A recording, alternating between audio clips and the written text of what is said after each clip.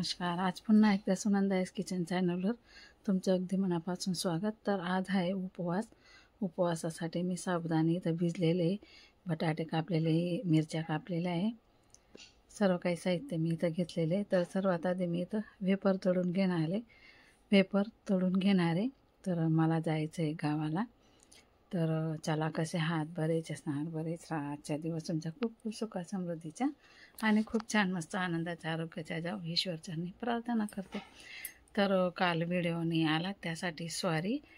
तर माझ्या सखी, माझ्या मैत्रिणी आणि माझ्या सर्व काही ताई माझी व्हिडिओची वाट बघतात. त्यासाठी मी आणि माझा काल व्हिडिओ नाही आला तर ताईंनी वाट बघितली असेल, तर त्यासाठी खूप खूप सॉरी. तर मी आजसुद्धा मी आत्ता गावाहून आली, तर आत्ता एडिटिंग करून मी आत्ता तुम्हाला व्हिडिओ टाकते.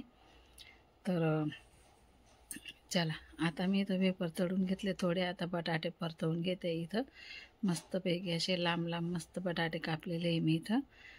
त्यानंतर बटाटे छान परतून घ्यायचे. माझ्या बहिणीच्या गावाला गेली होते मी, पानसमडला. तर तिथं लग्न होतं. माझ्या बहिणीच्या सुनेच्या भाऊचं लग्न होतं, दीपालीच्या भाऊचं लग्न होतं. तर त्यासाठी मी तिथं गेली होती.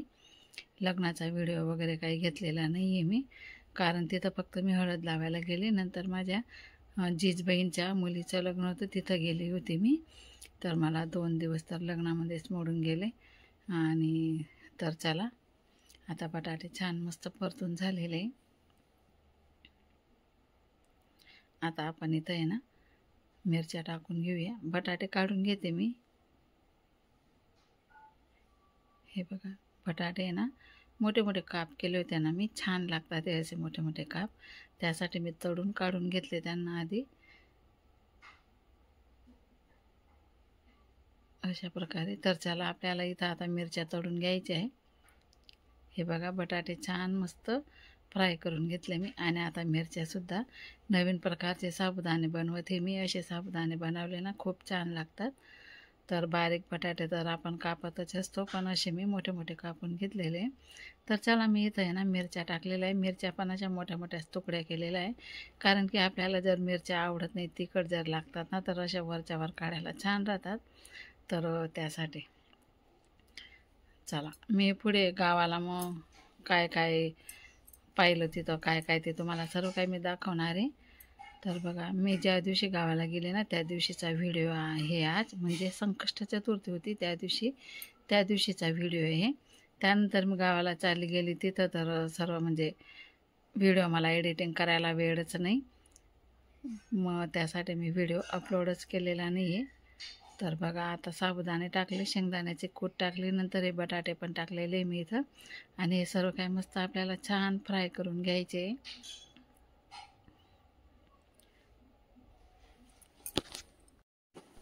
आता साबुदाणे बटाटे मस्तपैकी असं मिक्स करून घ्यायचे आपल्याला.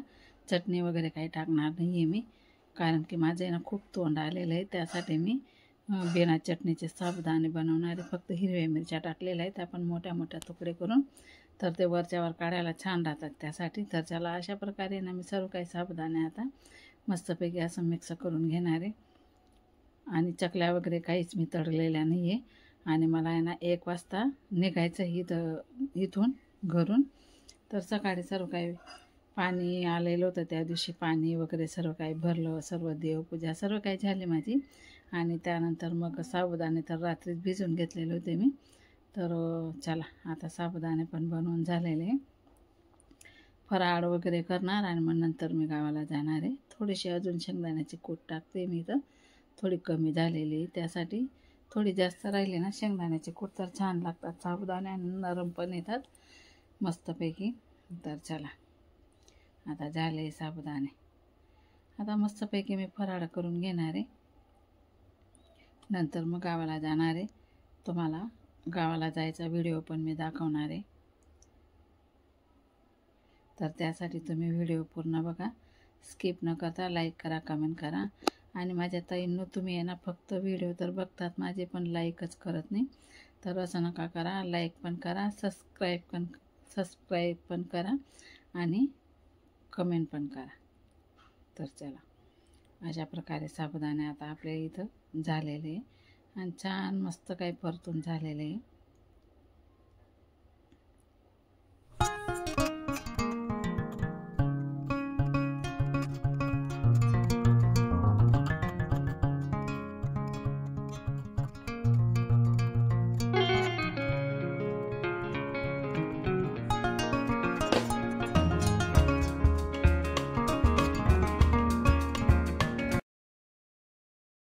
बघा झालेत साबुदाणे. अशा प्रकारे आपले साबुदाणे आता इथं झालेले आहे. मी आता कढई उतरून घेते आणि ताट तयार करते जेवणासाठी.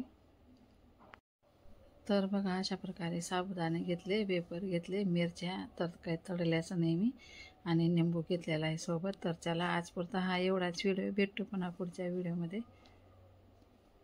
तोपर्यंत सर्व ताईंना बाय बाय.